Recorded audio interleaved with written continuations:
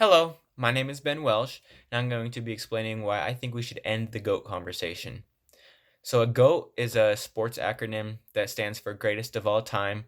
It's mostly a basketball term, and you hear it most often when talked about basketball, because in sports like football, it's hard to compare a quarterback like Peyton Manning to a wide receiver like Jerry Rice. So, it's mostly a basketball term, but it can be used in any sport. And in the NBA, the conversation is mostly between Michael Jordan and LeBron James. But I don't like this conversation. I think it should end, and I think we should just appreciate the players' greatness before they are gone. So the argument for Michael Jordan being the greatest of all time is he's 6-0 in the finals with 6 finals MVPs, and he never made it to a game 7. So that just shows how dominant he was in the finals.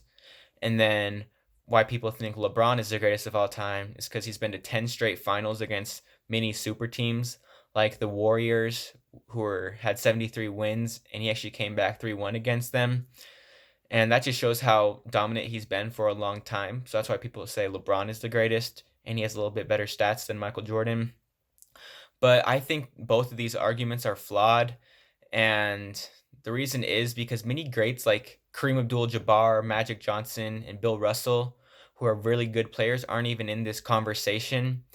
And if you want to say LeBron is better than Michael Jordan because of his stats, well, Kareem Abdul-Jabbar has 6 MVPs and is the all-time scoring leader for the NBA. So then I guess he would be the best. Then if you want to say Michael Jordan is better than LeBron because of his finals, well, Bill Russell won 11 finals in 13 years. So by that logic, then Bill Russell would be the greatest of all time. So clearly these arguments are flawed and shouldn't be used. And it's not really fair to compare players that played in different eras because basketball is changing every day. For instance, in the last 5 years, Curry has been changing how basketball is played by his three pointers. When he came into the league and broke the NBA 3 point record and then broke his own record the same year, after that, teams just started shooting way more threes because part of the Warriors' success is attributed to their 3 point shooting. And that just shows how easy it is for basketball to change every day. And furthermore, current players shouldn't be compared to players like in the 1960s because these players would be terrible in each other's eras. Like a current player in the 1960s would be called for so many dribbling violations because the carrying violation in basketball was so much more strict in the 1960s. They couldn't even dribble without making a foul. And then on the flip side, players from the 1960s couldn't compete in today's era because today's players have been training their entire lives. They're super strong, fast, and big. The 1960s players just wouldn't be able to compete. And that's why we need to stop comparing players from different eras because it's just not easy.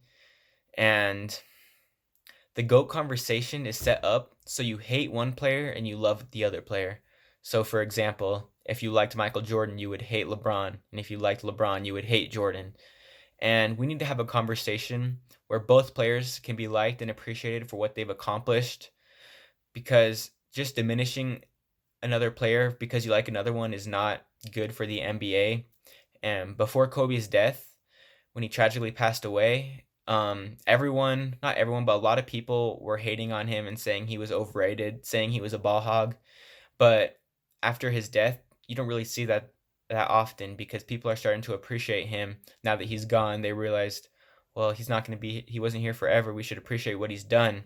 And it's not like that for just sports and basketball. It's like that for music too.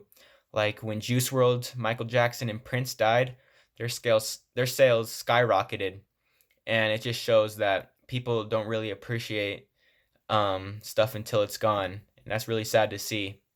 And now LeBron won't be in the league forever. He's already 35 years old, and he might retire in the next 5 years. So we need to start appreciating LeBron right now for what he's done and what he's done for the league.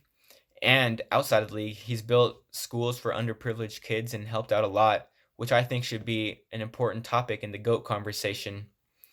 But in conclusion, we need to end the GOAT conversation and just appreciate players for what they've done and not diminish another player because we like another one better. We should just end the conversation and appreciate them before they're gone. Thank you.